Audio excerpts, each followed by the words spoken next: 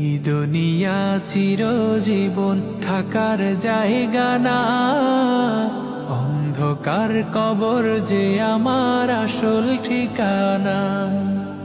এই দুনিয়া চিরজীবন থাকার জায়গা না, অন্ধকার কবর যে আমার আসল ঠিকানা।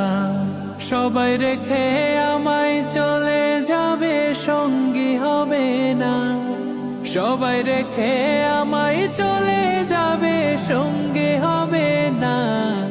আমার মরণ আসিবে কখন কেউ তো জানে না। আমার মরণ আসিবে কখন কেউ তো জানে না।